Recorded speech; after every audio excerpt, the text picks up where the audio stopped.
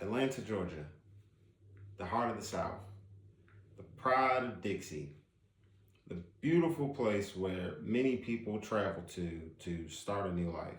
It has become a place where many people have found their place in America. There's a lot of opportunity that comes with living in Atlanta. There have been a growing number of corporations that see Atlanta as the destination spot for development. There have been endless amounts of people who found a way to uproot their families and find a better way of living here in Atlanta. There are people who've come from far and wide who've seen opportunity with jobs and affordable living for many decades now. But over the past 8 years, Atlanta has begun to shift. What is that shift? The shift is the overwhelming growth in population. But that's not where the problem is. The problem is the overwhelming cost of living.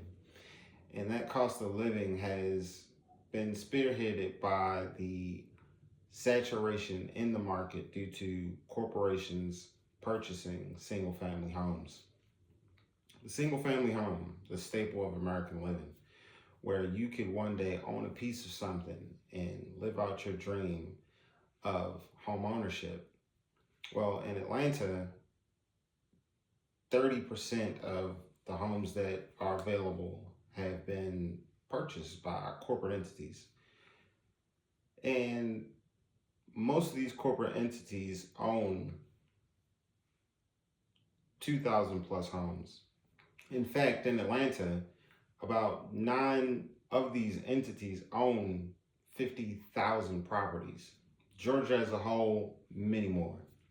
So with this increase of purchase, it has driven the market up. How much so?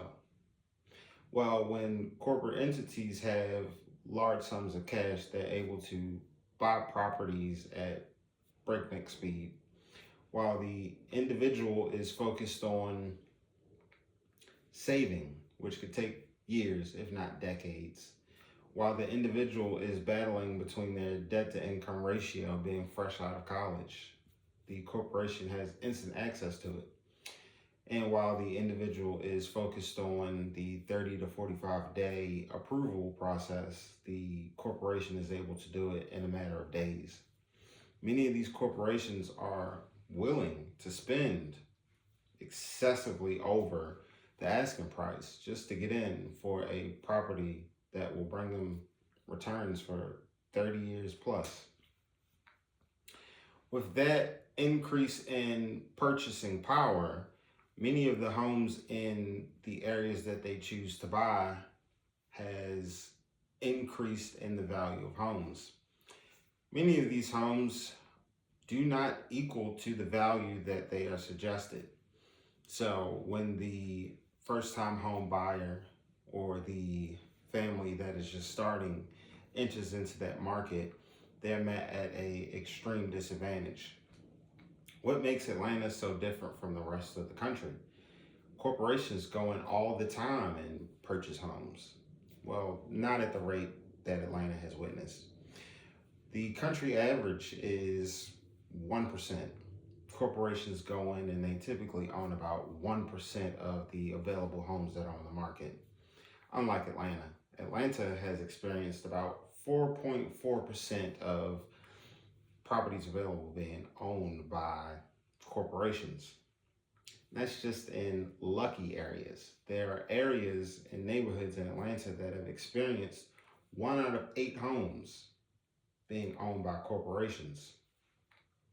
There are surrounding counties that are not quite metro Atlanta, but the areas where people who can't afford to live in Atlanta escape to that are 60% ownership by corporate entities.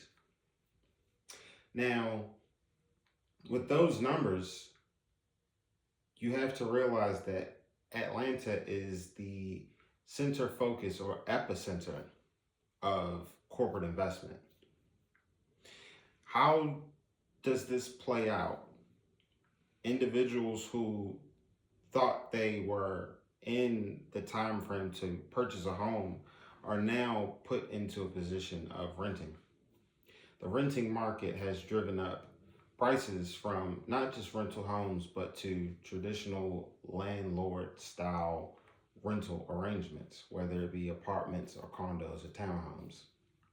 Many of the homes that these corporations own are baseline in terms of how they choose to keep up with it.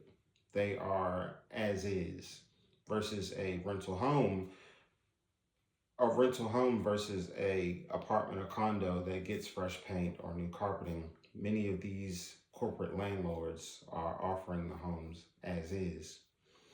These corporate entities are able to buy homes in bulk and get further discounts. With the homes that are already purchased and the bulk homes that they get at a really nice discounted rate, the overall of the market continues to drive higher and higher, with the quality of the homes and the quality of the living going further and further out of touch from Atlanta in its golden age.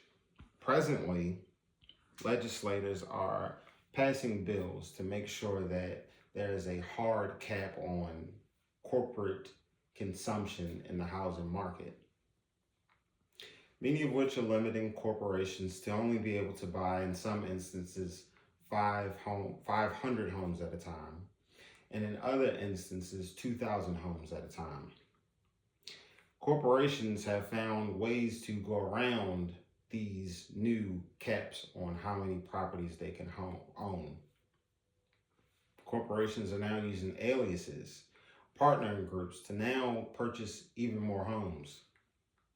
So how do we put a stop to corporations buying the individual, the future homeowner, the fresh out of college student, the newly married couple who's looking to start a family, to have a stake in ownership in that piece of Atlanta?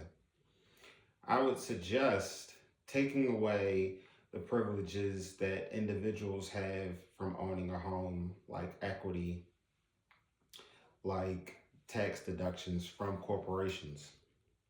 I would even suggest that corporations should be double, triple, even quadruple taxed on these properties that they own.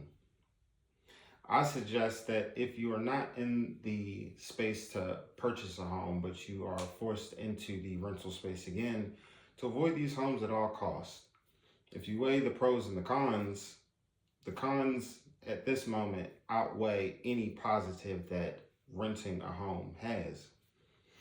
In many cases, you will have an overall better quality of living as far as what feels like home, what feels renovated or taken care of to make you feel that your purchase is worth it with a traditional landlord run property.